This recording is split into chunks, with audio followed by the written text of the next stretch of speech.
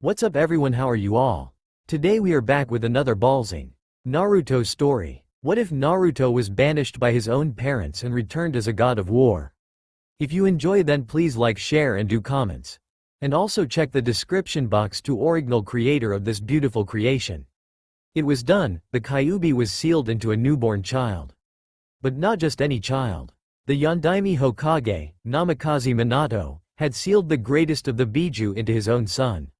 Sarutobi Hiruzen, the Sandaime Hokage, had retaken office instantly to make sure Konoha stayed strong and united. The problem is that they were united, just for the wrong reason. The newborn child was named Naruto, as agreed by his parents. However, to try and hide him from his father's enemies, he was given his mother's surname, Uzumaki. The problem was this also hid it from the village, and if they knew, then perhaps they would be united for a different cause. Hiruzen wasn't sure how, but word had spread almost instantly that the Yondaime didn't kill the demon but rather sealed it into a newborn child.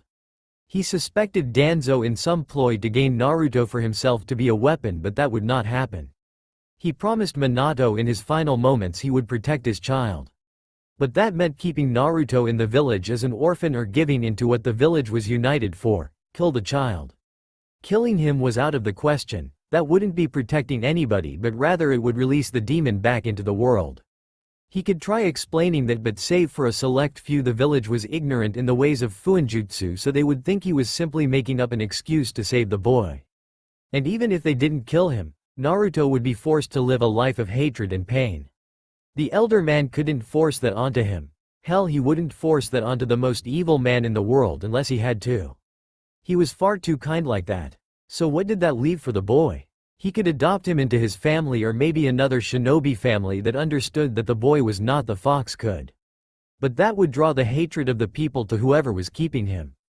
As Hokage, he needed the people to obey him, so it wouldn't do to have them hate him. And the clans needed to stay loyal to the village, which would be extremely hard if they were hated for trying to raise a young boy. He could give him to Danzo to be trained as a weapon. But that would never happen. He knew Danzo's training and refused to make the boy an emotionless tool.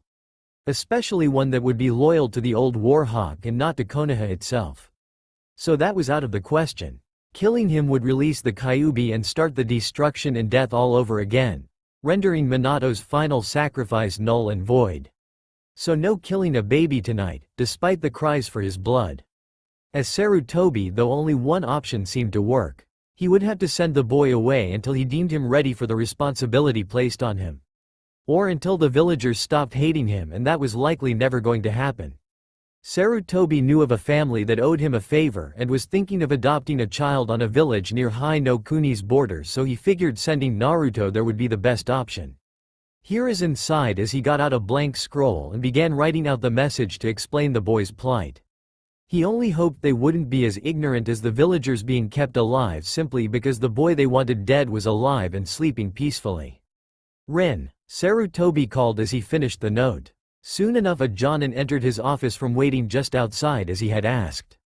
She bowed as he sealed up the scroll and handed it to her. "This is an S-ranked mission for you of the utmost importance."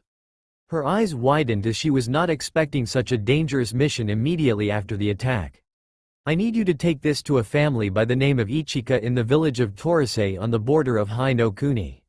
Not only are you taking this scroll, you will be taking baby Naruto to them as well," he said as he handed her the scroll and motioned to the sleeping child in the crib by the desk. Rin knew full well who he was. Her sensei had been overjoyed that he was going to be a father and had shared it with a select few, his old team being part of that small group. She also understood that Naruto was Naruto, not Kyuubi.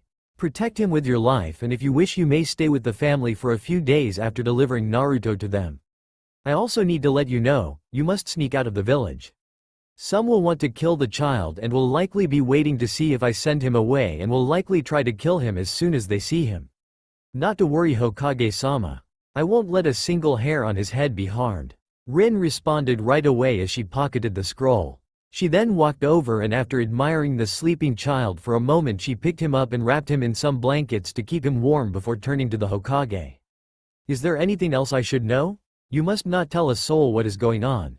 Not even Kakashi." Rin winced slightly. Kakashi was her boyfriend and they were getting somewhat serious.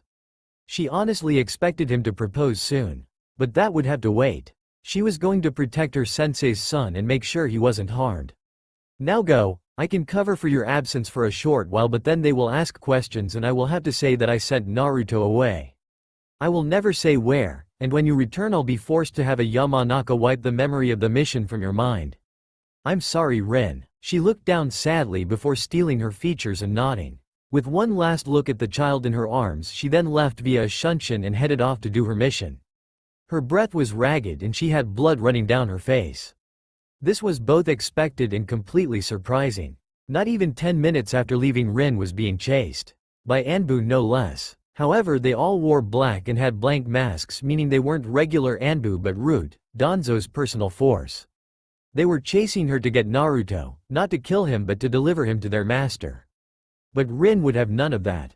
She had already killed one. 3 were left, but they weren't making it easy for her. Jonin she was, but she had the skill of an Anbu. She was just hoping to one day be a Jonin sensei, so she never bothered trying to join their ranks. A root ninja dropped down in front of her and tried to stab her with his tanto, but she ducked under the attack and struck him in the chest with a glowing right hand.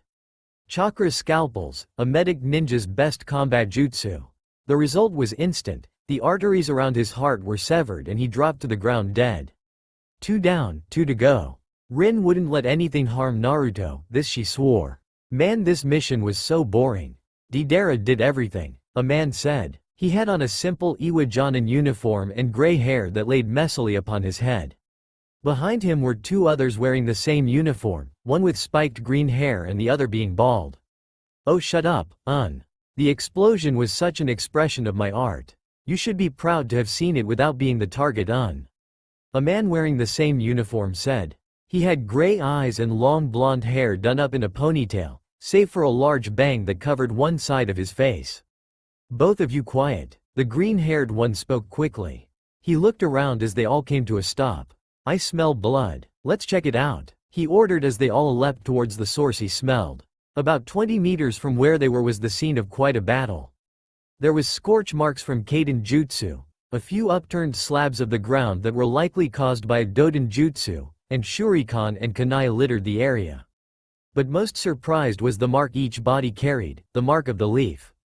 Konoha ninja. And apparently they were fighting each other to the death. The Iwa ninjas smirked seeing their greatest and most hated enemy dead from battling amongst themselves before they noticed something. 2 of the 3 bodies were wearing similar uniforms and the third was huddled next to something.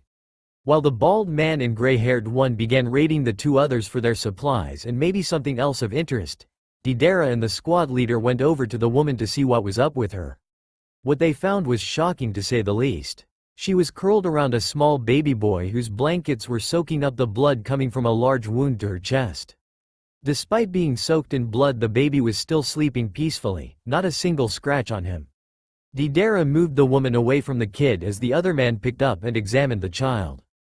Deidara searched the woman for anything while the child seemed to wake up. And it did the first thing any baby does when woken from its nap, it started crying. Loudly. The 2 that searched the dead root ninja started clutching their ears as they spun around to see the child their leader was holding. Will you shut that brat up? God, he could wake the fucking dead. And look at his eyes and that hair. He's probably related to the bastard Yondaime. I say we kill him and head home. The other shouted. Hold on, I think we should take him home with us, Deidara said as he read a scroll he found on the woman. The others looked at him in shock as he stood up and pocketed the parchment with a smirk. I have a feeling old Oanuki is gonna want to see this kid, he said as he looked at the child. And why's that? I'm starting to agree with them about taking the brat out, the leader said as he stared at the baby in his hands. If Tsuchikage-sama decides to kill the boy, then I'll give all 3 of you my mission payment for this mission and I won't turn anything into my art for a week, Deidara said as he took the child from their boss. The other 3 stared at him. The mission may have been easy, but it was A-ranked, meaning that was a lot of money even after splitting it 3 ways. Plus Deidara always annoyed everyone back in Iwa by blowing up anything that annoyed him too much. If he was willing to risk so much over some brat that looked like he could be the Flash's kid, then they knew he was serious. Now let's get back to Iwa. The sooner Oanuki sees this kid the better. They all leapt away from the scene of the fight. intent on not only delivering their news of a mission completed but to see what was so important about the kid that Deidara was sticking up for him. Iwagakure, one of the 5 greats and the only one that could equal Konoha. Or at least they used to be able to. After the Third War, when Namikaze Minato almost single-handedly beat the shit out of them with his Hirishin no Jutsu, they could barely claim themselves a great village anymore.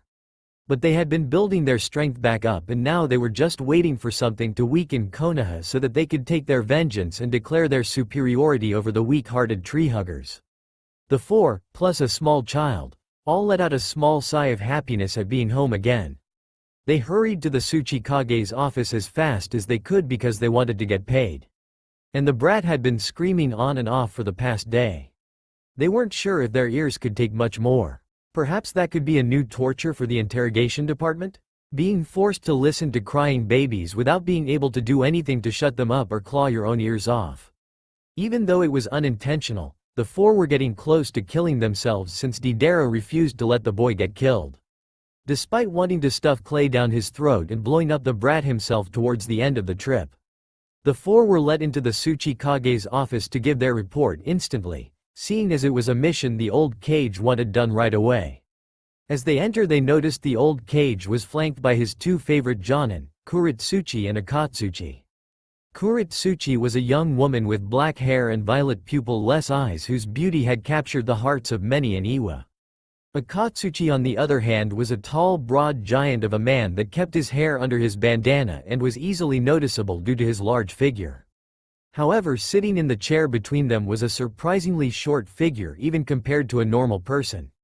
He was the Sandame Tsuchikage, Ryotenben no Oinuki. "Ah, how was your mission? I trust it was a success? Fireworks sure make for some good art, Deidara replied with a smirk before the squad leader went over the details of the mission in greater detail. They found their target and then led him off during the festival so that Deidara could launch him into the air and blow him up with the regular fireworks. Nobody even noticed that one particular explosion was red from blood and not the fireworks. Oinuki smiled as the mission was a success. Now the company would be weaker and they wouldn't be able to get more guards, so that would make their eventual destruction all the easier. "Good, now is there anything else?" he said, wondering why Deidara was towards the back of the group and seemingly carrying something. The squad leader explained that on the way back they found a scene of battle where apparently 3 Konoha ninja had killed each other. However, it was why they seemed to be killing each other that caused Deidara to be acting like he was. "Deidara, what's in your arms and why shouldn't I just kill you or it now?" Deidara then walked up and placed the child on the desk in front of the Tsuchikage. "This kid is what they seem to be fighting for. And this scroll tells why, he said before pulling out the scroll and handing it to the cage. Meanwhile, though, Kuritsuchi was looking at the baby, barely containing herself from picking it up and playing with it. A dangerous kunoichi of Iwa, but surprisingly a sucker for babies. It was taking all her self-control to just stare at it and keep the smile off her face as her grandfather read the scroll Deidara handed him. Suddenly everybody was shocked as the Tsuchikage started laughing. "Deidara, you're getting a bonus for this," he declared, shocking everyone even further. "Konoha has truly fucked up this time." "What does the scroll say, sir?" Akatsuchi asked. The Tsuchikage motioned to the boy sleeping on his desk. "This brat is the son of Uzumaki Kushina and her secret husband Namikaze Minato." That got everyone outside of Deidara, who already knew, and the Tsuchikage, who was telling them, to growl at the kid and a couple to reach for a kunai. "Don't even think about killing the boy," he ordered as he noticed a couple hands. "Why not? He's the son of that bastard Yondaime. He should be killed right now just to stick it to that fucking bastard." One shouted. "Because Namikaze is already dead. And this boy is valuable, unlike you." He growled, getting everyone to double take at him, again except Deidara since he knew. Seeing as he had their attention, he continued where he stopped. The Yondaime Hokage died because apparently Konoha was attacked by the Kyuubi. He died sealing the fox away, into his own son. He said as he looked down at the child. The boy was a Jinchuriki? That got their attention and made them understand why the boy was valuable. A new weapon for Iwa was always welcome. His mother died in childbirth or something, and the Flash died putting the demon in this boy. And for some reason, Konoha was sending him away rather than training him to be a weapon. Well, thanks to your force stumbling upon him and Deidara from keeping him alive, Yue now has a third Jinchuriki. And not just any Jinchuriki, but the strongest of them all once trained. They all began to nod as they understood their cage's reasoning. So what's going to happen to the boy? Kuritsuchi asked as she started to look at the baby again. The Tsuchikage looked at her and could see she seemed to like the child for some reason. He also looked at the rest and noticed outside of Deidara they still looked like they wanted to kill him. I'm going to place the boy, Namikaze Naruto, under your care, Kuritsuchi. You'll raise him up and train him to be a ninja. He'll then be used against Konoha when we finally strike. I can see it now. Konoha destroyed by their own Jinchuriki that they foolishly threw away. How's that for revenge against the Leaf and Namikaze? His own son will destroy the village he died to save. As the Tsuchikage declared this, they all broke out laughing, save for Kuritsuchi, who instead picked up the baby and looked at him. Naruto, huh? Oh, have we all got big plans for you. Start carrying this stuff, Deidara. Kuritsuchi ordered the blonde as she pointed to a large pile of various items. She then walked out the store, not even bothering to see if he would obey. Why do I have to do this, The bomber complained as he picked up the bundles. With his ninja training it was quite easy to carry all the weight. But that didn't stop him from making a fuss about it. Why does a baby need all this shit anyways, Just give it some food and leave it be. This is all just a waste of time, You have no idea what to do with babies, do you, Blondie? She shot back as he caught up with her. She was currently carrying the young Naruto in her arms as they were walking back to the Tsuchikage mansion, her home. The meeting with their cage had finished and Kuritsuchi instantly dragged Deidara off to get supplies for Naruto. When he tried to complain, old Oinuki just ordered him to do it. And an Iwa ninja always follows their orders. Babies need more than just food and a bed. They need diapers, special food cause they can't eat stuff like blankets, clothes, a crib, and maybe a few toys and such. Babies are very high maintenance, but I guess a blonde fool like you wouldn't know that. She explained before taunting him with a smirk. Oh, how Deidara wanted to blow her up. But she was not only the Tsuchikage's granddaughter, she was appointed guardian of the boy she was carrying, and that boy was gonna grow up to be pretty damn important. Blowing them up would be the equivalent of going up to Oinuki and asking him to chop his head off. If anything, the latter would be more merciful. Fine, the baby needs this shit. But why do I have to carry it all on? I just got back from a mission and I'm tired. I haven't even gotten that bonus Oinuki-sama promised me yet. Deidara complained. Kuritsuchi actually paused mid-step as she thought before shrugging her shoulders and walking along. I don't know, I just grabbed who was closest to me. That got the blonde bomber to freeze as his jaw dropped. Just because he was closest to her when she grabbed the brat? Fuck his luck. Deidara started following with his head held low as he cursed any god that would listen to his plight. Alright, now set up the crib over there while I feed him. And then you can go, I'll take care of the rest. Kuritsuchi said as they walked into the mansion. Deidara just nodded numbly and walked towards the area she pointed out to obey. Kuritsuchi on the other hand grabbed the bag with baby food and walked off to the kitchen. She set Naruto down on the table and pulled out a small bottle of formula. As much as she liked babies, she never actually had to keep one. Babysitting missions were her favorite D-ranks back when she was a kid, and now she got a permanent one, technically. Okay, a bottle of this and he should be good. She muttered to herself as she made the bottle for the child sleeping behind her. Or at least formerly sleeping. Naruto seemed to wake shortly after being set down, likely from suddenly being on an uncomfortable table rather than being held by someone, and started screaming his displeasure at his new spot. The resulting scream was enough to make Kuritsuchi drop the bottle, and if not for her ninja training kicking in to catch it, it would have shattered on the floor.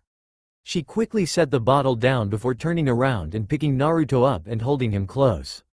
Calm down, little guy, it's okay. It's okay, she muttered softly. When Naruto still kept crying, she sighed and reached for the bottle she had just finished preparing a moment ago. Carefully bringing it to Naruto's mouth for the child to get its formula, she smiled when he quieted down and started to suck out the drink. There you go, you were just hungry, weren't you? She was smiling softly at the child in her arms before heading out to the living room to see if Deidara had finished the crib. God damn this fucking thing, he shouted. Kuritsuchi started laughing seeing the blonde holding up the instructions with all the pieces lying around him as he tried to figure out what went where. At the sound of her laughter he turned around and glared at her. "Why don't you do this, After all this is for that damn thing in your arms," he shouted. She just kept laughing as she sat down on the couch. "No thanks. Now Tsuchikage-sama ordered you to help So get back to work." His eye twitched and one hand subconsciously reached for his clay as she kept laughing.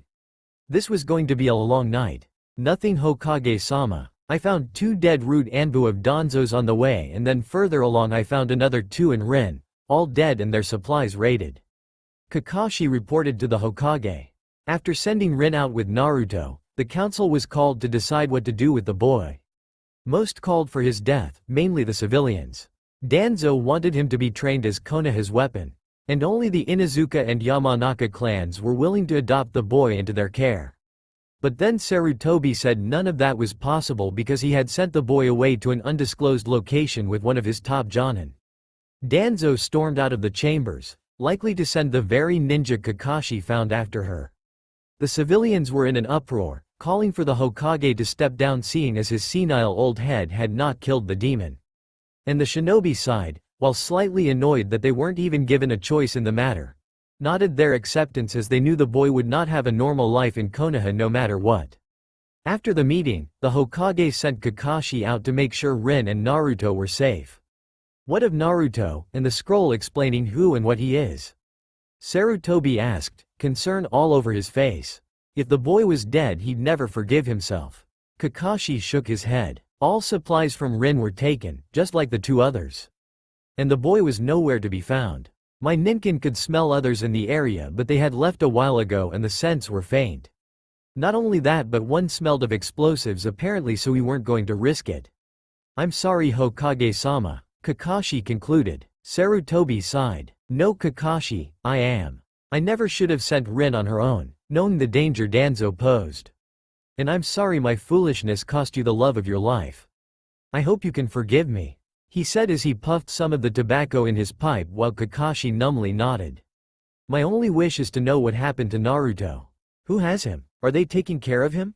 Is he even alive? I've failed Minato and can do nothing about it. Oh, how he would be ashamed of me." He lamented as his thoughts were of how he thought Naruto was suffering. If he really knew what was going on with the child, he'd likely be cursing himself out for a different reason. 2 years passed and already Kuritsuchi was beginning to regret her long-term babysitting mission. Her father, Kitsuchi, was regretting it ever since he came home a week after the event, and he hadn't even tried to bother with the boy. Even the Tsuchikage was beginning to regret it, and he fucking ordered it. And Deidara wasn't helping by offering to make some baby art every time he saw the child. Naruto was apparently a very problematic child. First off, he barely let anybody in the Tsuchikage mansion get more than 2 hours sleep at a time. Now as ninja, that wouldn't be a problem. In short day, maybe week-long durations. This lasted at least a year before the baby could finally go a whole night without waking. Then there were the diapers. He went through those like they were going out of style. 4 or 5 diaper changes, in the course of a few hours. Kuritsuchi could not remember any baby ever running through those so fast from her younger days.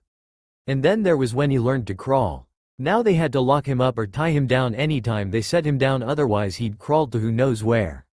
One time Kuritsuchi had set him down and the baby boy had crawled to the door where, if not for Akatsuchi announcing he was about to come in, Naruto would have been stepped on by the giant of a man.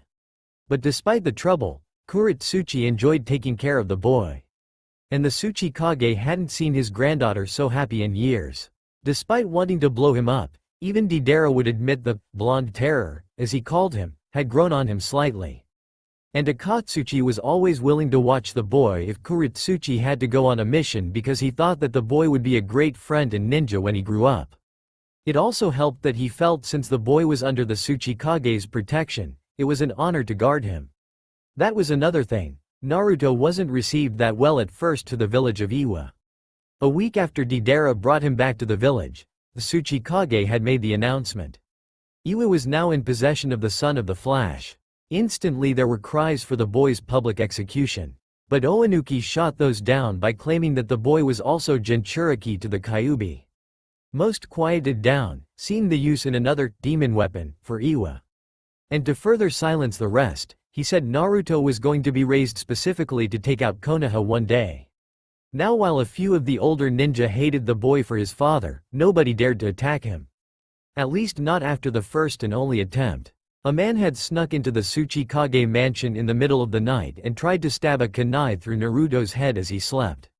But right before he could, he was held in place before getting his head chopped off by Kuretsuchi herself. The next morning they displayed his corpse to the public and told everyone what happened. The Tsuchikage then announced that anybody that tries to hurt the boy would be executed, either instantly or publicly, and no amount of faithful service or spotless records would change it. Try to touch Naruto and you die, by the word of Ryotenben no Oinuki, the Sandame Tsuchikage. Come on Naruto, say Ka-chan. You can do it, say Ka-chan. Kuretsuchi prodded. The boy was sitting in a high chair at the table as she was sitting in front of him smiling, trying to get the boy to talk. The Tsuchikage was sitting at the other end of the table drinking some coffee and finishing his breakfast.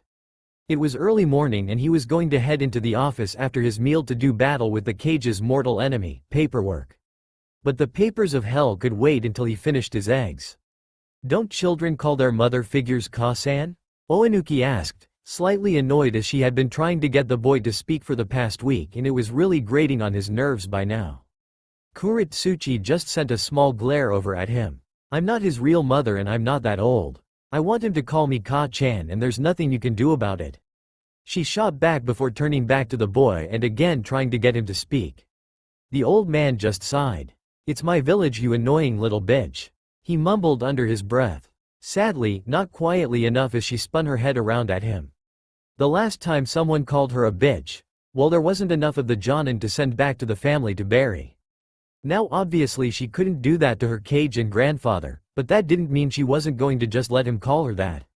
Listen here you, bitch. Both froze with wide eyes and slowly turned their heads to Naruto who was giggling in his chair. He was waving his arms around at their faces, thoroughly enjoying the new funny faces they were looking at him with. Bitch, he repeated, this time they noticed the lisp that carried with the word as his 2-year-old self couldn't properly make the ch sound. Kuretsuchi's eye twitched as her face stayed one of utter shock. His first word, is that? By this time the Tsuchikage had finished his meal and vanished to his office with a shunshin. That paperwork never looked so fun. It's good to be home on. Deidara muttered as he walked into Iwa. He had just come off a long-term S-rank mission and his plans were simple. Report his success, get some food, and sleep. As he walked down the main street towards the Tsuchikage's office he paused as a massive killing intent washed over the village. Before anybody could wonder what was going on, it was followed by an equally terrifying voice. Damn you to hell you fucking miserable midget of a man. I will fucking kill you. Maybe I should get my lunch first Deidara whispered, unable to shake the feeling that the Tsuchikage's office was currently the entrance to the afterlife. Hello dear. Kitsuchi said as he walked into the house that night, returning from a mission himself. He saw that Kuretsuchi was fixing herself dinner as Naruto was in a small area of the living room closed off to be his playpen. How was your day? He asked, utterly exhausted from his own day. Fine, was the quick and surprisingly cold reply. The man could quickly tell something was wrong with his daughter. The last time she had used that voice was after breaking up with her last boyfriend.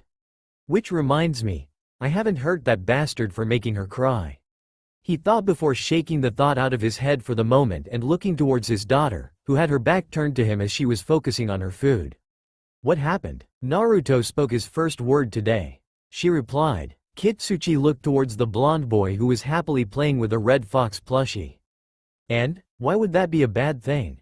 He asked, thoroughly confused. Weren't people happy when a baby learned their first word? He remembered his wife wouldn't shut up for weeks when Kuretsuchi had said her first word. It's the word he learned from Tsuchikage Oji-sama. And what word did he teach the boy? He asked. She stayed silent and he was about to answer when young Naruto decided to say the word that got such funny reactions out of everyone around him. Bitch. Spoken with the cute lisp baby children have. Said baby started giggling like crazy as he saw Kitsuchi's expression and Kuretsuchi flinch from it. He didn't know why but that word made everyone put on a funny face. It was his new favorite toy. Right next to his fox toy. As Kitsuchi got over the shock of the boy cursing he looked over at his daughter who had set her food in the oven to cook before turning around and walking to the living room with an all too sweet smile on her face. completely offset by the tick mark on her forehead and twitching left eye.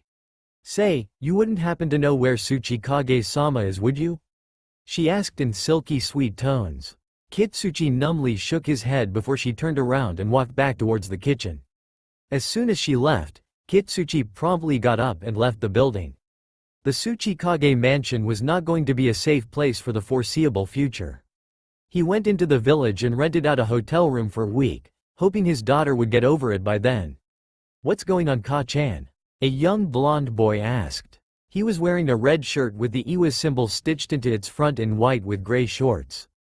On his feet were some shinobi sandals colored black. His right hand was rubbing his face as it was still early morning while his left was holding a small fox-stuffed animal by the neck.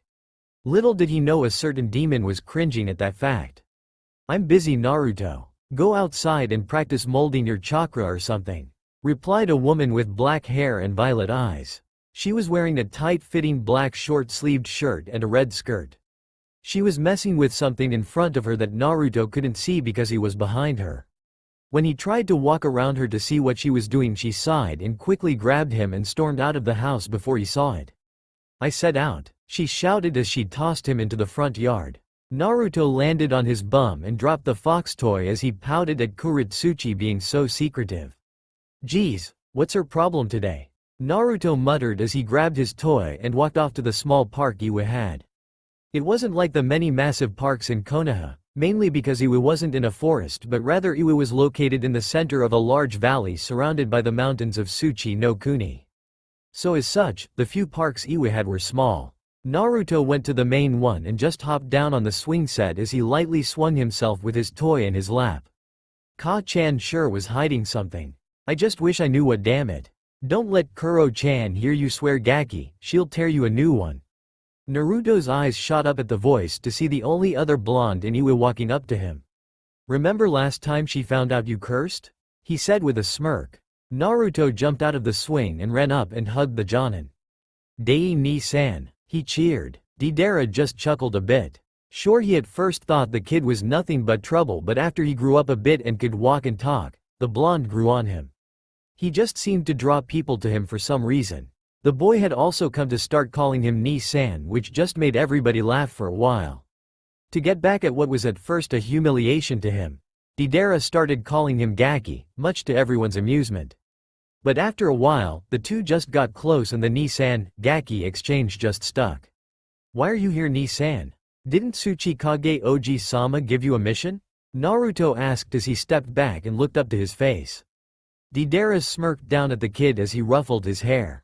"Like some measly A rank is gonna keep me out of town for long." "Oh hey, did you hear? I've got a bingo book listing now," he said as he reached into his pocket and pulled out a small black book before flipping through it and handing it to the boy, open to a specific page. Naruto took it and started reading. Name, Deidara. Title, Iwa's Mad Bomber. Rank, Jonin. Village, Iwa. Threat level, A rank. Bounty, 560 million ryo offered by Kumo and Konoha. Skillset, explosive kinjutsu known only to Iwa, Bakuden Kekkei Genkei. Orders, all ninja B rank and below are to flee on sight in A rank plus or to use extreme caution. Target is known to change the landscape with his jutsus and prefers long-range combat. As Naruto finished reading, he looked up to the smirking blonde with stars in his eyes. "This is totally awesome. You rock, Ni-san." Deidara chuckled as he took the bingo book back. "Don't you know it? The only problem I have with it is my title. I'm not a mad bomber, I'm an artist. I'd much rather be known as Iwa's explosive artist. After all, art." He trailed off, but Naruto knew what he was saying. "Is a bang?" he shouted. Unlike most of Iwa, Naruto thought Deidara's explosives were great and he loved watching him make sculptures just to blow them up. Deidara laughed and picked the little boy up and placed him on his shoulders. "That's right, Gaki. At least you appreciate my talent. That's 'cause the big booms are really loud and cool," Naruto said excitedly as Deidara laughed. The Jonin started walking back towards the Tsuchikage mansion with Naruto on his shoulders, talking about how secretive his Ka-chan was being earlier. Now Deidara knew exactly why, but feigned ignorance to the child to keep him out of the loop. This was the real reason he finished his mission quickly, not that it was hard to begin with. As they got to the door, Deidara knocked. Who is it? Came Kuritsuchi's voice. Deidara, I've got the Gaki with me too. He called back. She said it was fine for them to come in and Deidara did, but then quickly tossed up a small flash grenade in Naruto's eyes. Ah, Dai-ni-san. You trying to blind me? The boy shouted out and started rubbing his eyes. His fox toy dropped on the floor. As his vision slowly returned, he saw a couple blurs standing in the living room. Happy birthday Naruto-kun, came the loud cheer from Kuritsuchi, Akatsuchi and Deidara. Naruto's vision finally got back to normal as he looked and saw his Ka-chan and aka Ni-chan, as he called Akatsuchi, standing behind the table with a large white cake that read, "Happy 5th birthday," on it in red. Naruto instantly started grinning as Deidara set him down and he ran up and hugged Kuritsuchi. You forgot it was your birthday, didn't you, Naruto-kun? She asked with a slight smile. He looked away in embarrassment as she laughed. Whatever am I going to do with you? Probably kick me out and start smooching Dai-ni-san like you do when Oji-sama isn't around. He muttered. She froze, her face turning slightly red. As did Deidara's, but nobody noticed it before Naruto ran away from her. You damn brat. Before she could grab him, Naruto had climbed the giant form of Akatsuchi and was hiding behind his head. Help, aka Ni-chan. He cried out as Akatsuchi laughed. The large man just grabbed the boy and held him even higher so that his Ka-chan couldn't get to him without jumping up. Naruto and the big man laughed as she fumed that he was out of her reach before she leveled a glare at Akatsuchi. Put him down now so I can punish him for that remark. Akatsuchi started to lower him and Naruto's face paled more and more as the ground became closer. Just as Kuritsuchi was about to grab him and hit him, Akatsuchi tossed him into the air, getting the boy to cry out in joy and start laughing. Ah, just let it go, Kuritsuchi. Naruto didn't mean it, the big man said as he caught the boy just to toss him right back up. Kuritsuchi sighed but had a smile on her face as she watched the boy smile and laugh as he was repeatedly tossed up high and caught. Finally Akatsuchi caught him but didn't toss him back up. Anyways, Naruto-kun, you ready for your cake? Cake, he shouted in happiness. The big man set him down as the three jonin laughed. The rest of the day was spent just playing around with the boy and having fun with him. Kuritsuchi had gotten him a large set of training kunai and shuriken since he really wanted to be a ninja. They would have trained him in the shinobi arts anyways, but him wanting it made it much easier to get the boy ready. Akatsuchi had used his skill in making golems to make a life-size statue of him that could move around if a little chakra was pushed into it. And then towards the end of the night, they all went outside and Deidara put on a little fireworks show for the boy. All in all, it was a great day for the blonde Jinchuriki. The next day had Kuritsuchi bringing Naruto to the Tsuchikage's office at noon. The old man had something to tell Naruto and it was decided he'd learn of it after his 5th birthday. The two were led into his office and saw he was alone, his Anbu being out completing other orders.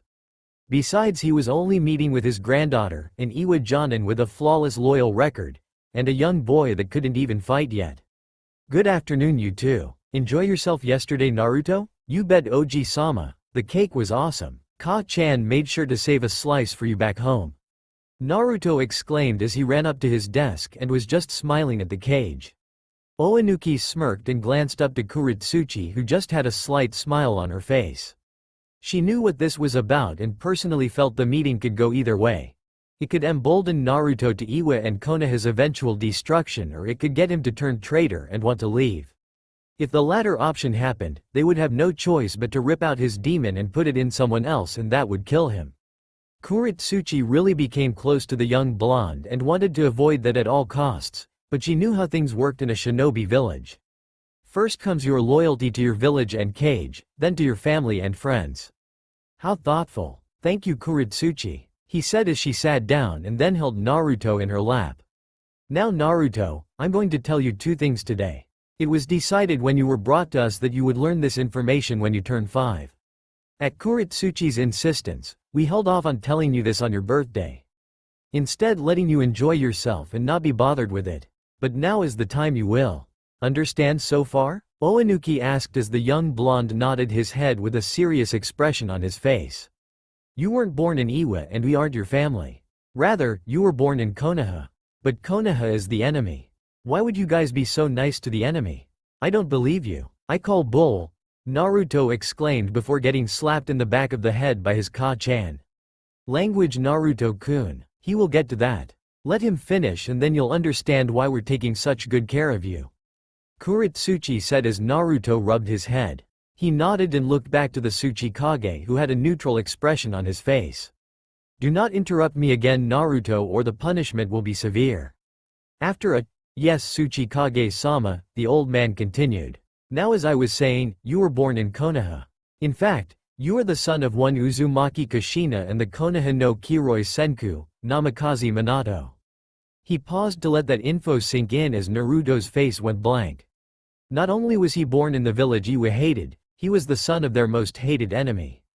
Nothing made sense to him. Iwa hated anything to do with those tree huggers as they put it.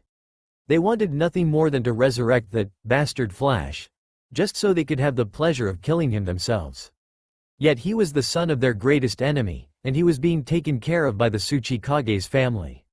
Why? He muttered. The old cage let him get away with talking when he was supposed to be quiet but let it slide since it was a viable question. That is the other piece of information I will be telling you. 5 years ago, on the day you were born, the Kyuubi no Yoko attacked Konoha. We are unsure of the how or why but the demon appeared and went on a rampage. Your mother apparently died somehow that day, likely either childbirth or from the fox itself. Your father took the newborn you and saved the village by sacrificing his life to make you a Jinchuriki. At Naruto's confused expression Kuretsuchi butted in. Lift your shirt Naruto-kun. He did and wondered what she wanted. Now channel chakra towards your stomach. Again he did and his eyes widened as a complex ceiling array faded into sight. A Jinchuriki is a human with a demon inside them. Kyuubi is right behind that seal Naruto-kun. She told him as Naruto was now staring in shock at his stomach like he could explode at any moment. You can calm down boy, the seal is fine and the fox isn't going to get out. Oinuki said as Naruto was still staring at the design. If that bastard Flash was good at anything it was his Fuinjutsu. But anyways, this is why you were kept alive. You're a demon weapon Naruto. Naruto dropped his shirt before looking up at the Tsuchikage in childlike curiosity. Okay, but if I was born in Konoha and I'm the son of their greatest hero then how come I'm here with their biggest enemies? I mean, wouldn't they be treating me like royalty and training me to fight for them? He asked. The Tsuchikage snorted. Because they weren't treating you like royalty. Seeing him confused Oinuki pulled out a scroll. You were being sent out of the village to be raised off on the border by civilians. However some of Konoha's ninja apparently didn't like this decision and a fight broke out between your protector and the others. Deidara and his team stumbled across the aftermath and found that you were the only one alive. They read this exact scroll, which they found in your protector's pouch, and that convinced them to bring you here. I decided you would be raised by Iwa and placed under Kuretsuchi's care. And we will train you to not only use your demonic power but give you all the skills you need to take out Konoha with us. If you don't want to attack them, then read the scroll the Hokage wrote when he kicked you out. That'll be more than enough to convince you that those cursed tree lovers need to die. He said as he handed the scroll to the young blonde. Dear Jin, it's Hiruzen, how are you? I know you must be wondering why there is now a Jonin and newborn there with you but I have a favor to ask of you. You see, the Kyuubi has attacked Konoha and Minato sacrificed his life to seal the best into his son, the boy my Jonin brought. His mother Uzumaki Kushina is also dead. I have a couple questions as to how this all happened but that is not the point right now. When word of how our beloved Yondaime defeated the beast reached the civilians they started to cry out for the boy's death. Even many of my own ninja forces are rallying towards the cause. I cannot let the son of their hero and the very reason they're alive be killed for their foolish hatred. So I'm sending him to you. I know from your last visit, you and your wife were wanting to adopt a child. So I'm asking you to take young Naruto here.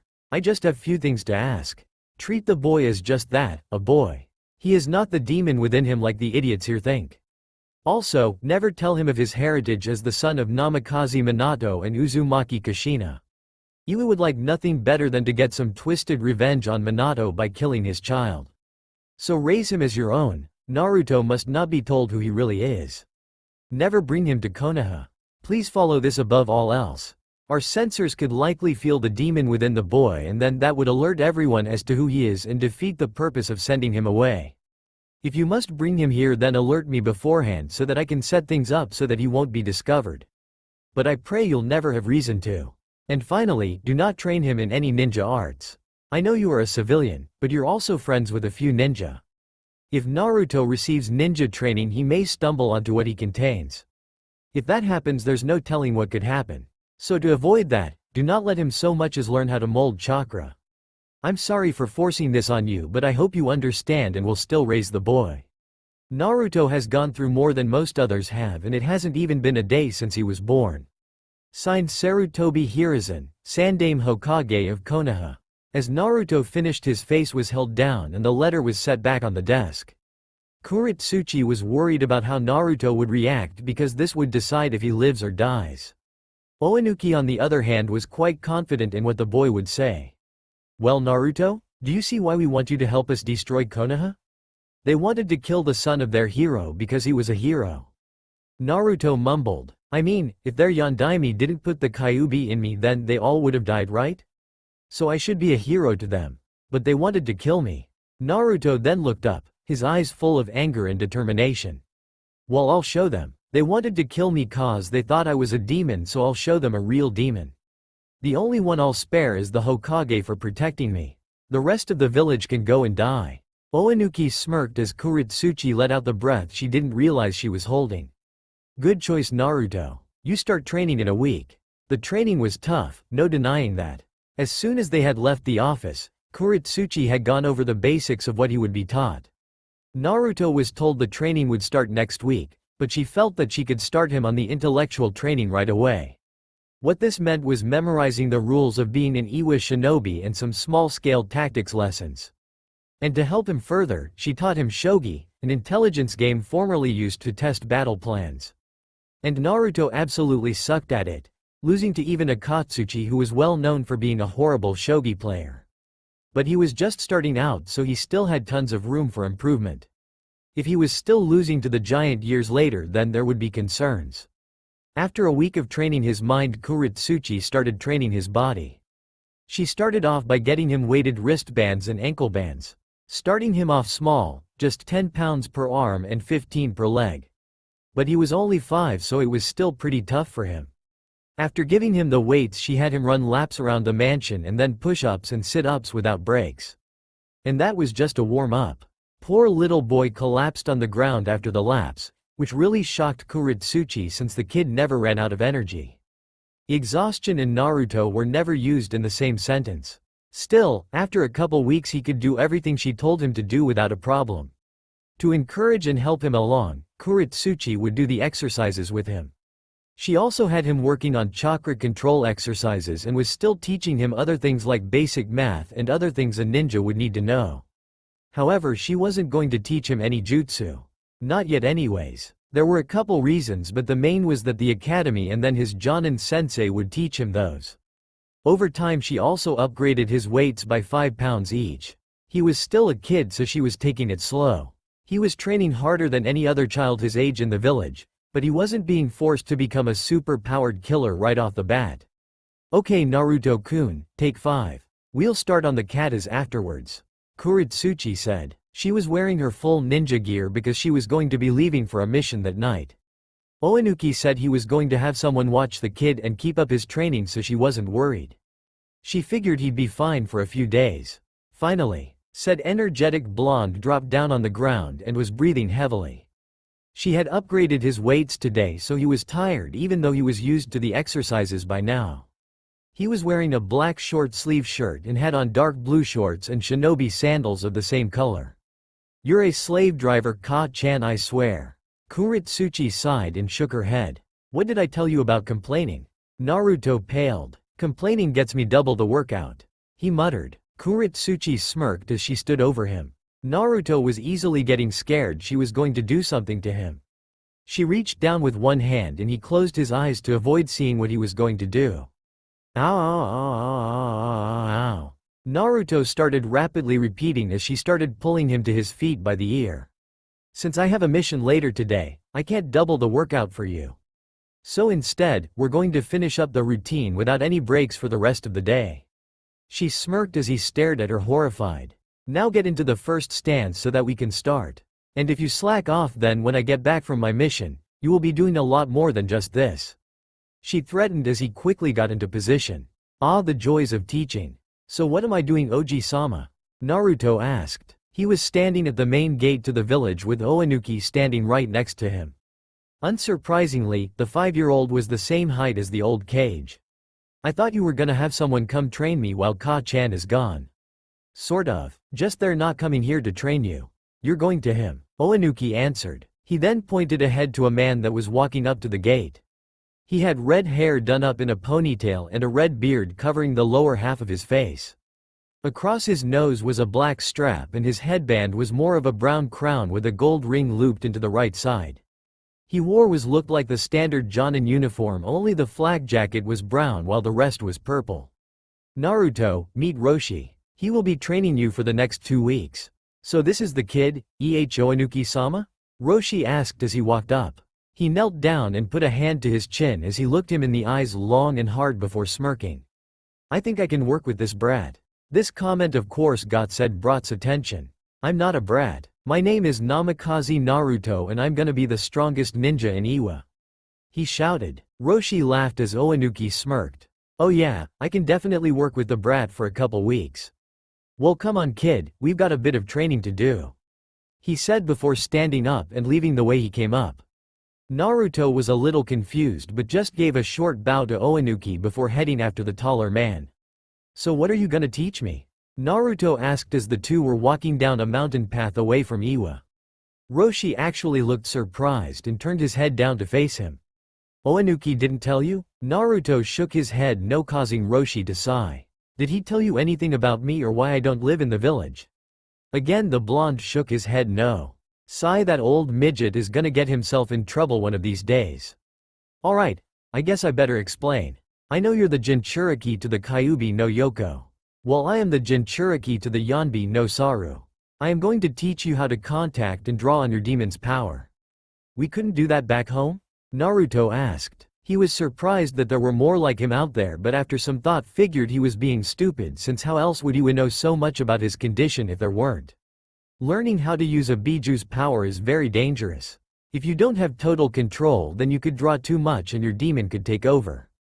If Kyuubi is anything like Yanbi, then it hates being trapped in a human, so it would likely start killing any and everybody it were to come across in vengeance. That's why we're heading to my home out here in the mountains. I left Iwa with Oinuki's permission years ago with the promise that I wouldn't come back until I had total control over the Yanbi. Roshi explained as they came up on a small hut next to a lake. The hut wasn't much, it looked like it was created through Doden Jutsu, seeing as how it literally just seemed like it one day sprouted from the ground. Roshi first led Naruto inside and showed him the single room. Just a bed in one corner and a small pit in the center for him to start a fire. A few clothes and tools were hanging on the walls, but overall it was very bare. Alright Naruto. Now, tell me what you can do now. I'm pretty strong for my age according to Ka-chan. And I have decent chakra control compared to how much chakra I have.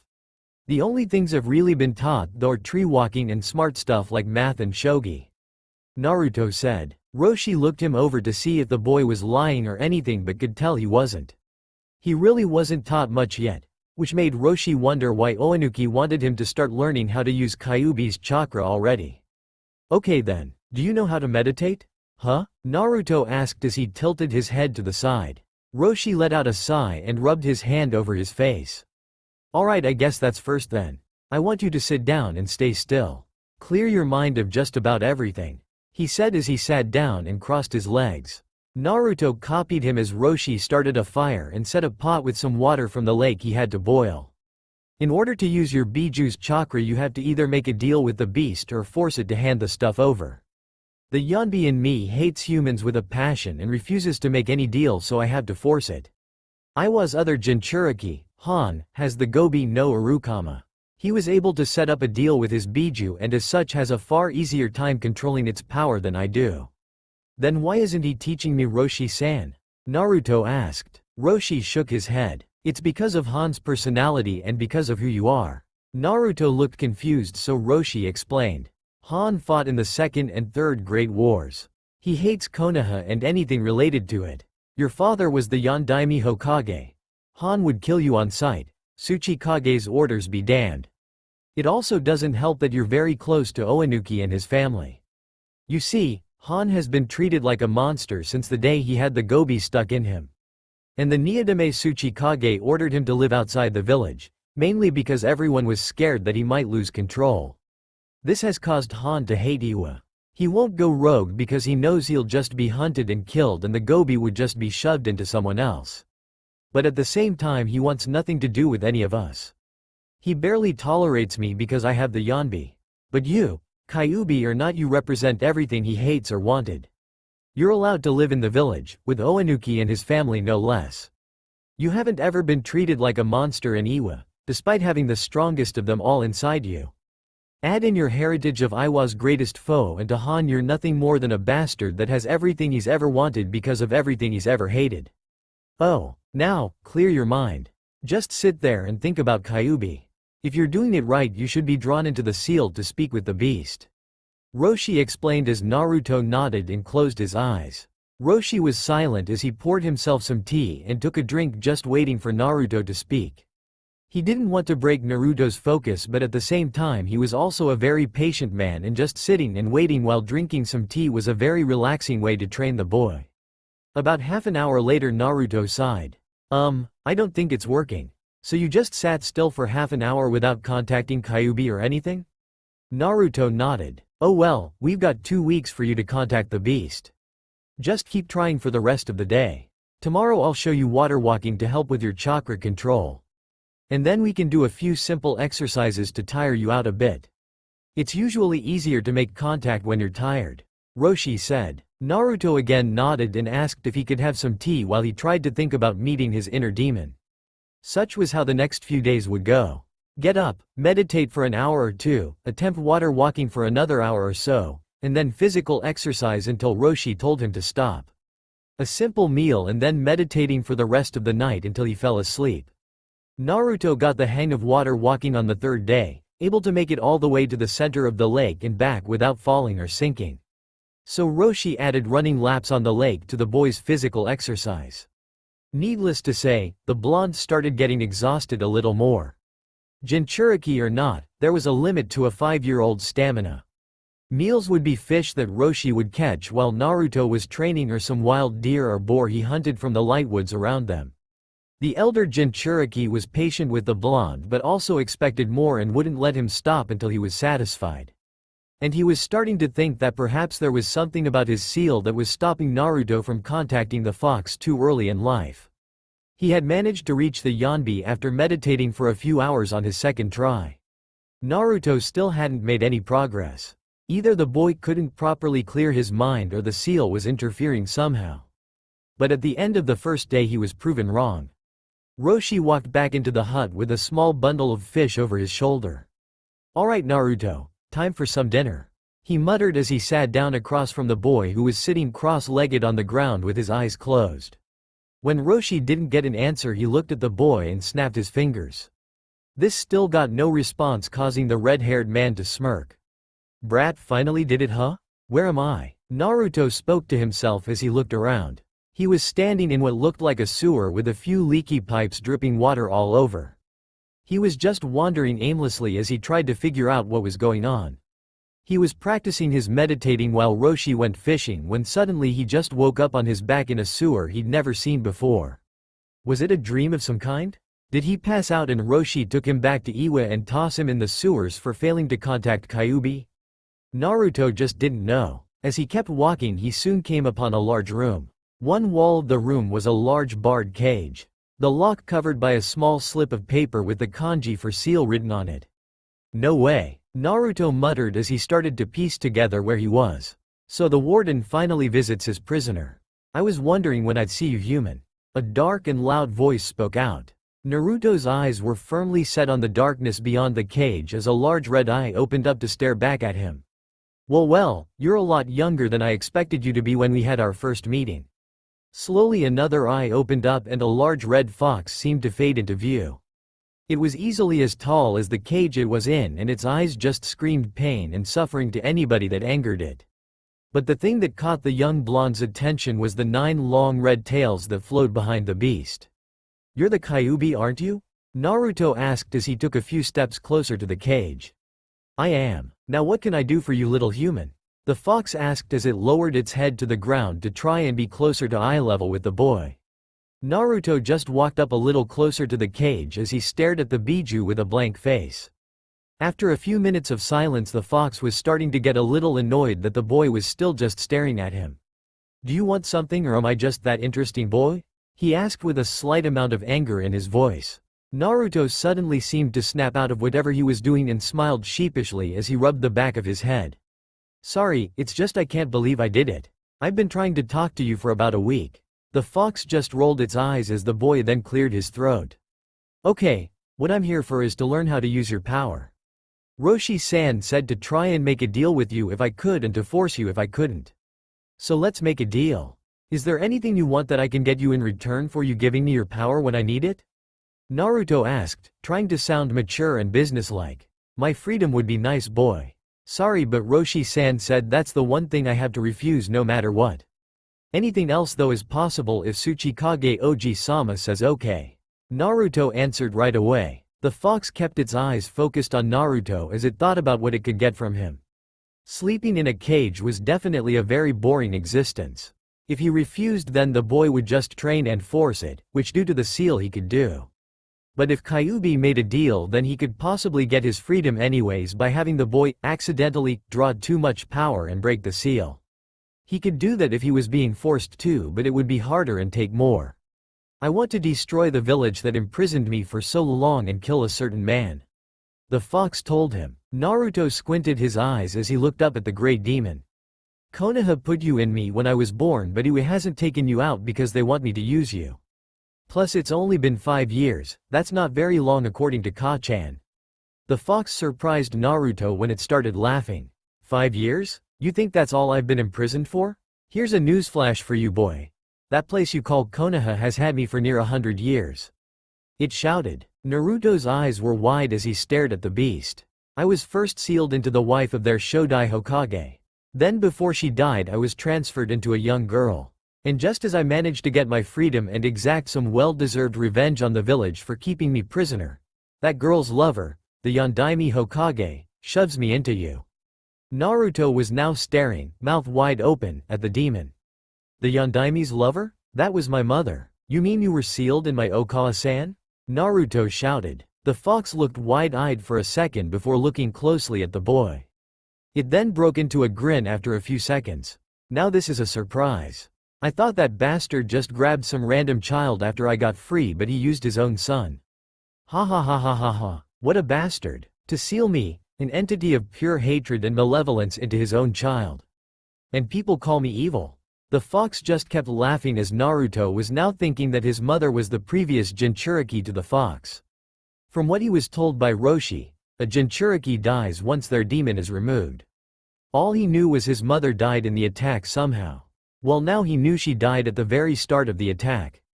Naruto then shook his head trying to get back to the deal.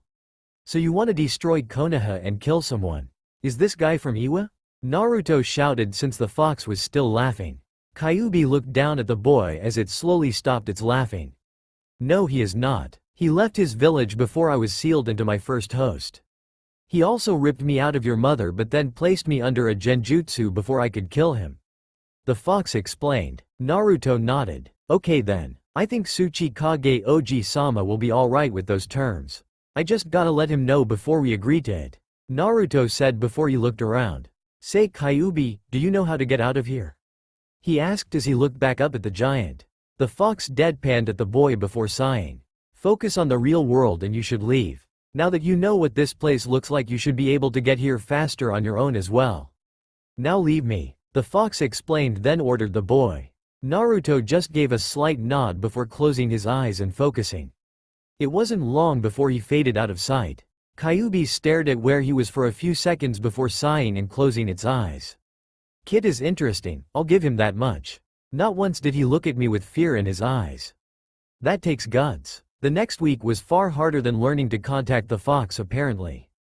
After Naruto woke up and told Roshi that he had contacted the fox and what the Biju wanted, Roshi wrote it down on a scroll and used a messenger hawk he had to see if Oinuki would approve of the terms so that Naruto could begin using Kyuubi's chakra safely. So Roshi spent the time waiting by showing Naruto just what he'd be able to do with the Biju's power. He took him to the lake where he then started channeling chakra from the Yanbi. Roshi was soon covered in a brownish-red cloak of energy that shaped itself into the shape of a monkey with 3 tails. I've almost got total control over my demon. This is something all Jinchuriki can do, the chakra cloak. All it is the demonic chakra leaking out of your body and taking on the shape of your beast around you. This grants you better defensive abilities along with greater strength and speed. However, without training you can lose yourself to the beast. While I'm like this, I have a much harder time holding back from flat out obliterating my enemies and from just going around destroying everything around me. He explained as he turned off the cloak. All Jinchuriki also gain something unique depending on the Biju that can be accessed even without using their chakra. For example, watch. He then turned and started making hand signs before spitting out a large glob of lava that started steaming and cooling when it hit the lake's surface. By having the Yanbi within me, I can use Yotan Jutsu. Lava release. Normally this is only for those with the Kekkei Genkei, however I gained it due to my Biju. Cool. Does this mean I have some super awesome power from Kyuubi? Naruto shouted as he stared at Roshi with stars in his eyes. Said man took a moment to bask in the child's awe before getting serious again. You should, but I don't know what it will be. Han, the other Jinchuriki, has Juten abilities. Steam release. You might get another element or something completely different. I've heard from Iwa's spies that the current Hachibi Jinchuriki didn't gain an elemental ability from his Biju.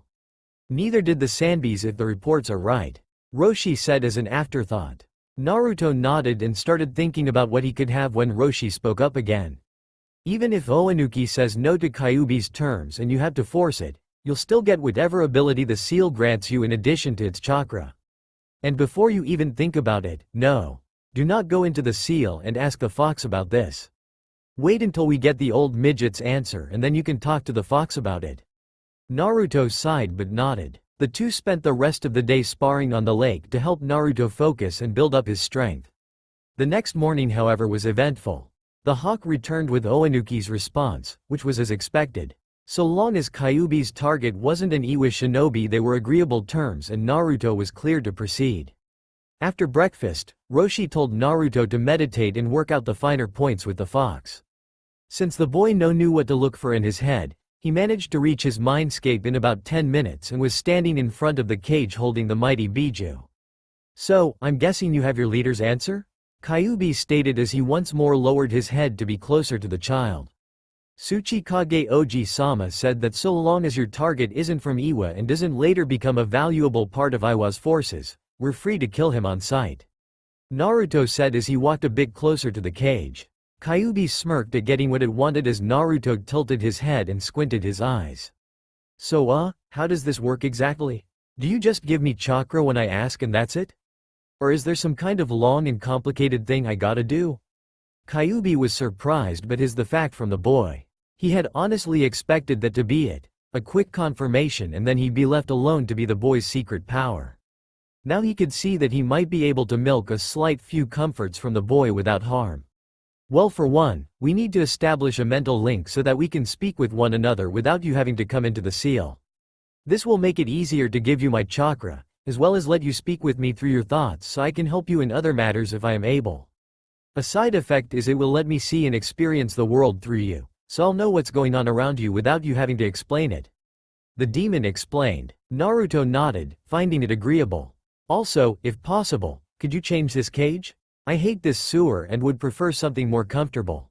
How do I do that? Naruto asked as he tilted his head to the side in a way that would have had women screaming, kawaii, and hugging him. Kyuubi shrugged its shoulders, or did whatever the fox equivalent of the action would be.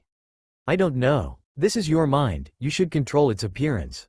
Kyuubi muttered as it didn't know itself. Naruto just nodded and closed his eyes and focused.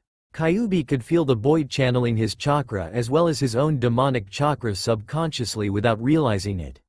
There was a large flash of red light and suddenly the area looked like the lake and forested mountain range that Naruto was currently with Roshi at. Kyuubi also noticed that its cage was gone, replaced by a rather large collar with a black gem shaped like the kanji for seal. Seeing that it was out of the cage, Kyuubi smirked. It was quite fine with its new arrangements. Thank you, child. This will work nicely. No problem, Naruto said as he was gasping and trying to catch his breath. He had just focused on the area he wanted and suddenly felt really drained. But Kyuubi was happy with it, so maybe it would be nicer to him and help him out some more. So how do we make that mental link? He asked as he took a seat on the ground next to the Biju. Kyuubi looked down at the boy before using one of its tails to tap him in the center of his forehead. Done. Wait, that's it? Yes, that's it. That was kinda lame. Not everything is some large and flashy technique kit. Kyuubi muttered as it curled itself into a ball, facing Naruto. Now is there anything else? I don't think so. Oh wait, Roshi-san said that because you're in me I get some kind of cool ability in addition to your chakra. What is it? Naruto asked as he stood back up and got ready to leave. Oh that, you've gained regeneration. Regener wa? Naruto asked with a clueless look on his face. Regeneration, the fox repeated. It means that you can and will heal from any non-fatal wound. If you get a cut, it'll be gone in minutes. If you break a few bones, they'll be fixed in a day.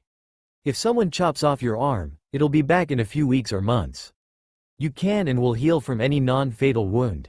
This also means you can't get sick, and poisons at their worst will make you feel ill, but they can't flat out kill you. Whatever doesn't kill you will always be fixed. Kyuubi explained to the boy. Naruto looked a little put down that he didn't get some kind of amazing jutsu style, but understood that healing and never getting sick were also blessings. It meant he could be an even greater ninja and would never have to worry about getting hurt too badly. Okay, thanks Kyuubi-san. I'll talk to you later I guess. Naruto said as he faded out of the newly redesigned mindscape. Kyuubi just closed its eyes and went back to sleep, wondering how things would be now that the deal was made. After the meeting, Naruto explained everything to Roshi. The man grinned at Naruto when told of his regeneration. He then said he needed to test it and quickly tossed a kunai which stabbed him in the arm. After some cursing from the boy and laughing from the man, they watched as the wound seemed to steam as it closed before their eyes. Roshi also asked him to try and pull on Kyuubi's chakra so that they could see how it affected him. Said Fox told him he couldn't handle a tail's worth of power yet because he was too young, but still gave him some power which made his eyes turn red with slitted pupils as well as lengthening his incisors and thickening his whisker marks.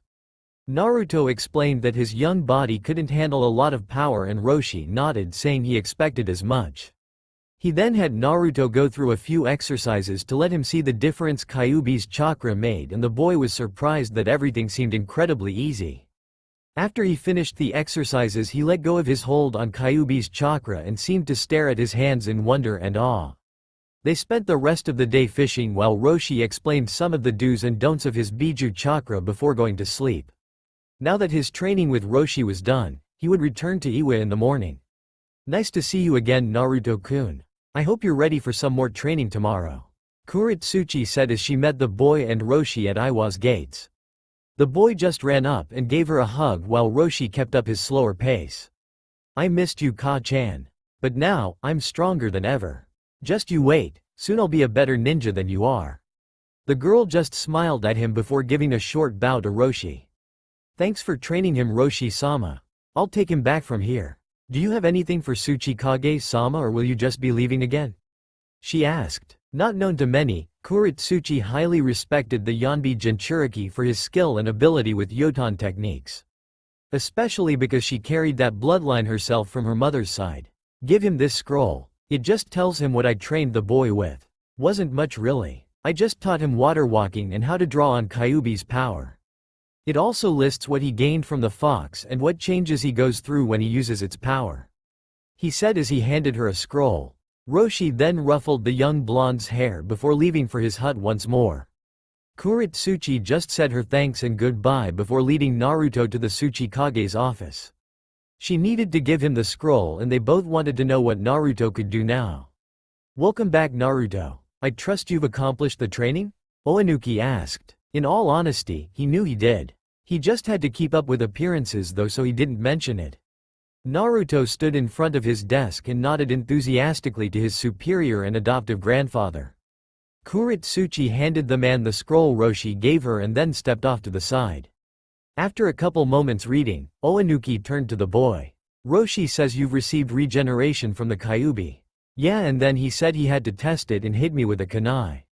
Annoying old fart. Naruto muttered. Oinuki and Kuritsuchi chuckled but asked for a demonstration themselves. Not wanting to get stabbed again, Naruto pulled a kunai out and cut his hand before holding it up for them to see. Like before, the wound had a small bit of steam coming out of it as it closed up before their eyes. Afterwards, Oinuki asked him to draw on a bit of Kyuubi's power to show them what changes he gained. He did so and both nodded at seeing the changes in person. Kuritsuchi also commented that it made him look wilder, like some feral animal. Alright then, I think that's all I needed to see. Naruto, it has been decided that Kuritsuchi will continue your training here in the village and that one a year you will spend a month with Roshi working on your control over Kyuubi. Oinuki explained to the blonde. The child nodded his understanding and was perfectly fine with it. Also, once you're 8 years old, you will be heading into the academy to learn with other children your age. Naruto nodded before the reality hit him and he gaped at the old man. But why? I mean, Ka-chan told me I'm at genin level in lots of stuff already. Why do I have to go to the academy like the other kids? Because she can't teach you everything. And because I will need her to start taking up the higher missions again. While it's true in some subjects you are far ahead of your generation, in others you are woefully behind them. And rather than hire private tutors to fix those areas, you will go to the academy and learn about them with the other kids. The Tsuchikage ordered. Naruto just slumped his shoulders but nodded his head. Kuritsuchi took this moment to speak up herself. Besides Naruto-kun, this will give you the opportunity to make some friends. And you'll get to show off to everybody. We know how you love attention. She commented with a grin. The boy seemed to brighten a bit at that. The next year was simple for Naruto, but still somewhat difficult. They decided that he'd spend April with Roshi, so Kuritsuchi spent the first 3 months pounding him into the ground with more physical training. Since they discovered the regeneration from Kyuubi, Kuritsuchi didn't have to bother holding back with his weights. As such, she packed them on as heavy as he could handle and had him exercise. Then once he got used to them to the point that he didn't feel them, he'd spend 2 days without them to get used to his body's true power before she'd throw on weights that were usually double what he just finished training with. By the time April came around he was glad to be leaving the village as she couldn't up his weights the moment he got used to them. Roshi was fine with having Naruto for another month and spent the time having him practice meditating as well as sparring with him to help his fighting style. He also had him once a week draw as much chakra from Kyuubi as he could and then spar with him. This gave Naruto more conditioning to the demonic chakra, let him get used to the enhancements the Bijuu's power gave him, and like a regular spar just helped him get better.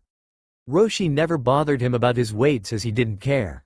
After he was told that Kuritsuchi was being a devil with upping them all the time, the old man had a long laugh and promised him that he wouldn't push him about them or anything other than the training he was already doing with him.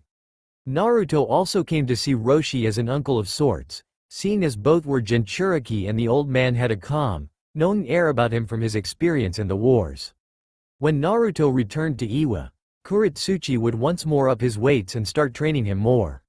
She would also keep teaching him things ninja needed to know. His tactics weren't very good still, and he still couldn't beat Akatsuchi in shogi, but he was improving. Naruto also spent the time speaking with Kyuubi. For the most part the fox didn't care. It would laugh at his tortuous training and how his Ka-chan would punish him whenever he cursed in front of her. The fox also took any opportunity to mock the boy's intelligence and belittle him. But at other times the fox just seemed to be the wise teacher that had lost interest in everything else. Naruto learned that while the fox hated humanity, it never wanted to attack Konoha in the first place.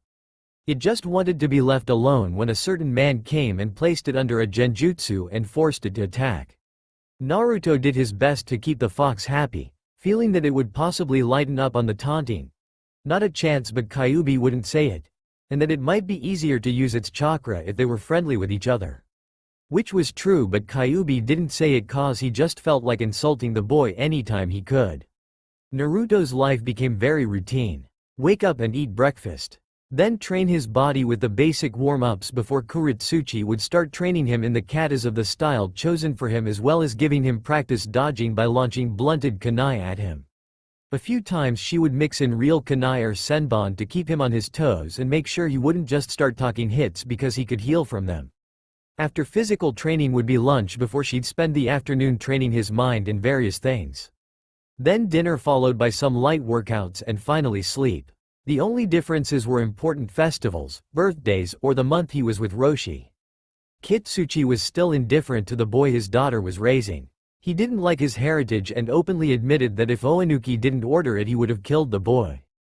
But other than that he put up with him and occasionally helped him with his training. Mainly the dodging training because it gave him an excuse to cause him pain without repercussion. The man understood he was being raised to take out his birthplace and found it poetic justice, but he still took any chance he got to hit the kid. Though he wouldn't do anything when Kuritsuchi was around because he could tell his daughter genuinely cared for the boy. Had they met under other circumstances, she would have wanted to kill him just like any other Iwa nin would. However, she raised him, and as such cared for him. Akatsuchi would stop by every once in a while to help out. The giant of a man was close to Naruto because of his childish nature and gentle persona. He would test his own strength against Naruto to see how the boy was coming along and found that the boy was actually closing the gap as time went on, physically gaining on the giant. Naruto was faster, that was a given, but what was surprising was that Akatsuchi was actually starting to put forth a little effort to outmuscle Naruto. Granted, he was still holding back quite a bit, never using more than 10 to 15% of his strength, but for a young child not even in the academy to match even that much of the giant was impressive. And then came Deidara. Naruto truly felt the elder blonde was an older brother to him. Naruto spent his time with his Nisan, training his speed and also his stealth. The two actually started a few small pranks in the village, usually involving absurd amounts of paint and flash bombs. And sadly, only about a tenth of the time were they even caught. Naruto's stealth skills shot through the roof while Kuritsuchi would shove him into the ground with training as punishment. Deidara would simply laugh and then use his claw birds to escape anytime they tried to punish him for the pranks. They were harmless and everybody knew it. It was just getting pranked by the annoying blondes of the village pissed many of the older generation off, as it was slightly reminding them of their embarrassment at the hands of the bastard Flash. It was even worse because it was the son of said bastard doing the pranks. Finally came the day Naruto would join the academy.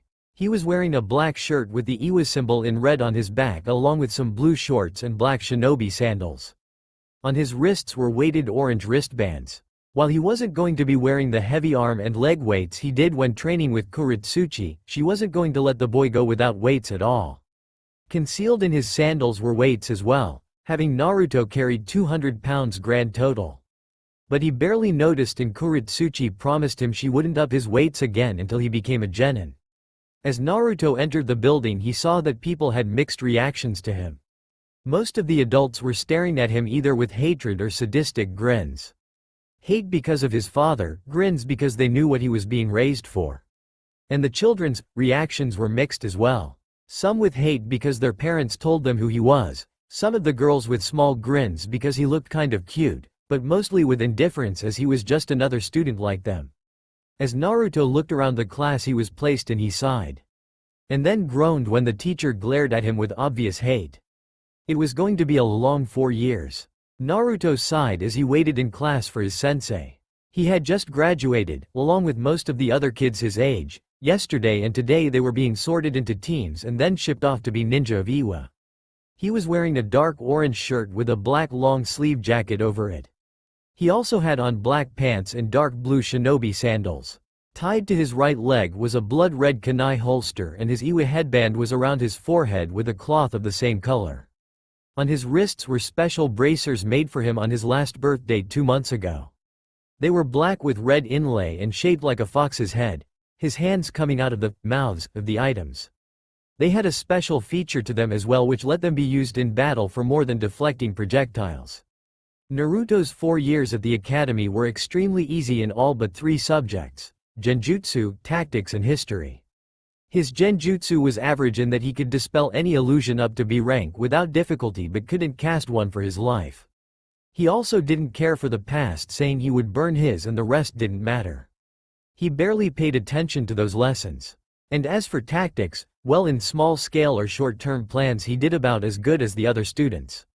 But large-scale and long-term plans were beyond his reach. It didn't help that it was only last year when he finally started beating Akatsuchi in shogi, and even then he had an incredibly difficult time in doing so. He was more of an action person anyways. The teachers of the academy clearly hated him. However, none of them would dare to cripple his education because due to their fear of the Tsuchikage.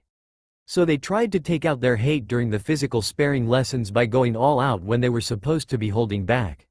Sadly, they discovered that Naruto was in top physical condition and beat all the chunin that tried to hurt him into the ground before walking away muttering that they were a good workout. As such, they were extremely happy he wasn't the Rookie of the Year. If their hated enemy's son had shown them all up, then some of Iwa would have been extremely pissed.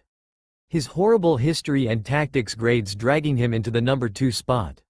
Not that he cared. To him the academy was just a way to teach him some basic jutsu and pair him with people that would hopefully be around his skill level.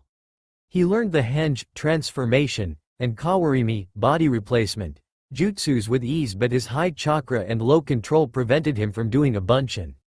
Clone. Unlike Konoha, the academy and Iwa didn't determine a person's passing grade simply on 3 basic jutsu but on their compounded abilities in all subjects they were taught.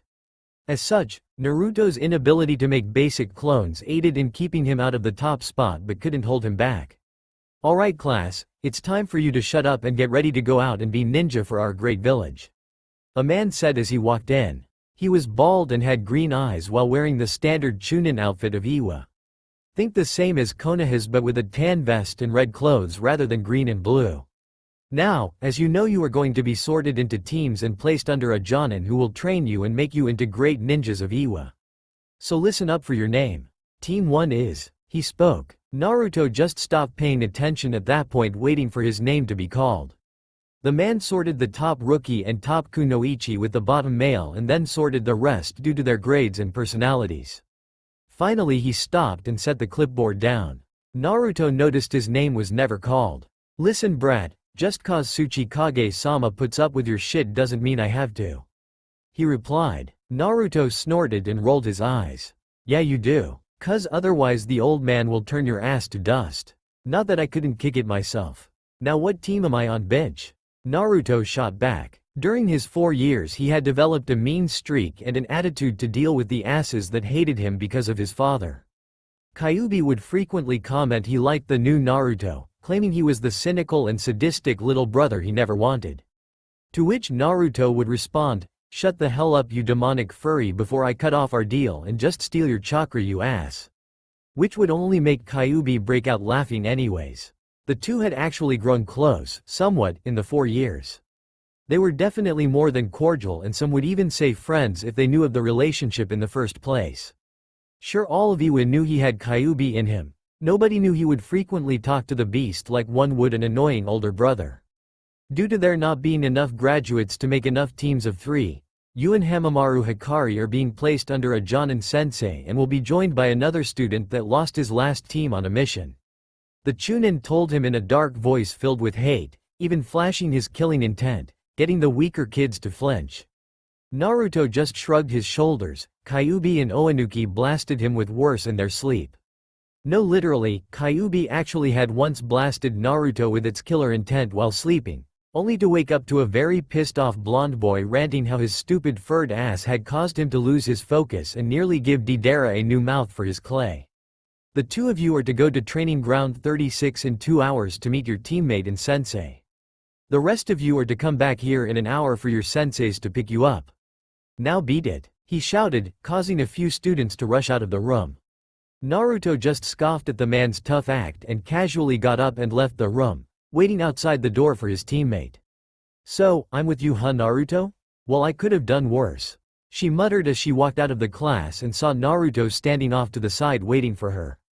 Hamamaru Hikari was something of an oddity to Naruto. After going through the ed lessons in the academy, he had actually paid some slight attention to the girls of the academy to see what they thought of him. Half seemed to hate him for his father, probably because either their parents hated him or because their parents didn't exist because of the Flash. The other half seemed to think he was cute, hot, or why depending on whom you asked. But then there were 3 girls that didn't show any interest in him at all, neither hating nor fawning towards him. One of them was Hikari. Naruto had, during teamwork exercises, asked them what they thought of him. Getting exiled from his home for being hated and then having Iwa split down the middle with hate or sadistic glee towards him had made him slightly care as to what people thought of him. Or at least, knowing what people thought of him. He wasn't going to change what he was to get someone to like him. He just wanted to know what you thought so he would know whether to ignore you or not. Fangirls and haters he ignored or mocked on a frequent basis. Two of the girls he asked freely admitted that they were lesbians, and as such simply saw him as a future powerful addition to Iwa's ninja ranks and nothing more. Naruto respected that, and thought it was hot, and didn't bother them anymore. Hikari on the other hand, he didn't know what to make of her. When he asked what she thought of him her response was quick, dark and somewhat confusing to him. I just don't care about you. I'm too busy showing up the East pigs in my family to bother with some blonde bastard that beats up the instructors with a smile. By the way, next time you do that could you kick Kashimaru-sensei in the nuts for me? I swear that bastard is leering at me and he's twice my age. She seemed to not care about him, be impressed with him, and friendly with him enough to ask him for a favor. All at the same time, and to Naruto's preteen mind, it was a little too much for him to understand. As such, the girl was an oddity that he wanted to try and figure out without actually trying. A walking contradiction if there was one, but he ignored such trifles like logic in favor of doing whatever the hell he wanted. Yeah, same here. So, you want to get some lunch before we go to the grounds and meet our sensei and third teammate? Naruto offered. She just shrugged her shoulders and then followed him as they left the academy. As they walked, Naruto snuck a glance at the girl to see if she made any changes to her wardrobe since graduating, which she hadn't apparently. Hikari had dark purple hair that went down to about the middle of her neck, save for a small white lock that went from the center of her forehead and curved around her left eye. Around her forehead was her Iwa headband, tied with white cloth. She wore a black shirt with cuts at the shoulders, revealing some skin, while the sleeves of her outfit were large and went down to her fingertips, allowing her to hide her hands in them as she wished. She also had on a black short skirt with some red spandex shorts on underneath them. Completing her look were the white shin guards and black shinobi sandals as well as the red equipment pouch at her hip. So, any preference or would you eat anything right now? Shrimp since you're offering, she replied. The two headed to the local seafood restaurant that had small lines and good food. They ordered and spent their time simply talking about who they suspected to be their sensei or what happened to their teammate since he lost his team on his last mission. The two walked into the training grounds and looked around to see what it was like. The area was mainly bare, a couple trees here or there. A few large boulders and a small stream to complete the area. It really didn't have much to set it apart. The two walked towards the center of the area where they found a teen sitting on the largest boulder and staring at the sky. As they got near he lowered his head and looked at them before nodding his head as a greeting before going back to staring at the sky. Naruto and Hikari waited for a moment before Naruto spoke up. You mind coming down here so we can actually introduce ourselves, or do I have to shatter this rock you find so comfortable? The boy looked at him again, specifically his eyes, to see if he was serious, which after a couple seconds deduced he was. The boy stood up and then jumped down, landing in front of them as if a 12-foot drop was nothing. Which to most ninja it wasn't, but that's beside the point.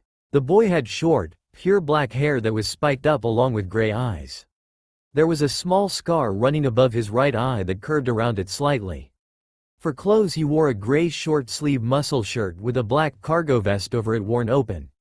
He also had black cargo pants and black boots rather than the common sandals that ninja found so popular. His hands were in fingerless black gloves and he didn't have an equipment pouch anywhere on him from what they could see.